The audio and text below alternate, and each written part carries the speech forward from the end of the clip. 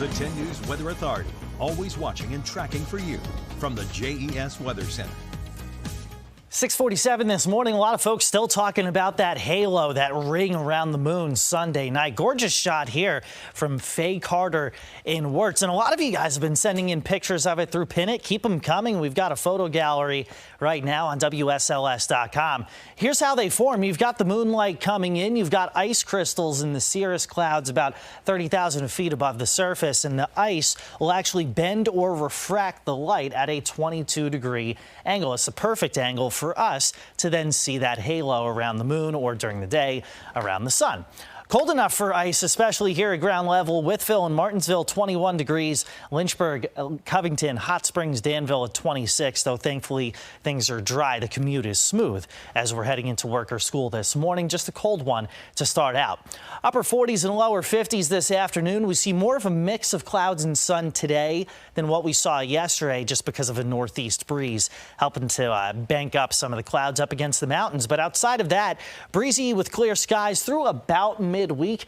Temperatures then starting to get a little warmer as high pressure, you see the flow around that clockwise, start to come in out of the west and southwest. And part of that has to do with another one of those atmospheric rivers. We talked about it last half hour, flooding in South California and some snow in the Sierras. So as that system moves from coast to coast, it's not going to give us snow, it's not going to give us flooding rain, but it will give us a better chance for rain, especially heading Thursday night and into Friday morning.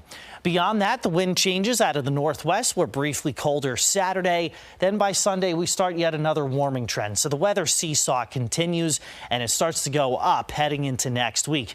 That's the next 6 to 10 days, according to the Climate Prediction Center. You see much of the eastern U.S., that dark shade of red indicates a high likelihood of warmer air. And I'm looking at temperatures in the 60s as soon as next Monday. Some of us could be making a run at the 70s next week. But for now, still chilly, 20s this morning and tomorrow morning in the New River Valley. Then by Thursday, mid to upper 50s, turning cooler Friday after some morning rain. Definitely colder Saturday. Then we move in the opposite direction Monday. We're in the low to mid 60s. The Roanoke Valley today, low to mid 50s, 25 to 30 first thing tomorrow morning. Temperatures climb a little bit Thursday and Friday. Highs 55 to 60. Most of your rain in the valley, that'll happen Thursday evening into Friday morning. The weekend's mostly dry. Saturday, the cooler of the 2 days. But by Monday, your high temperature for now at 66 degrees in the Roanoke Valley.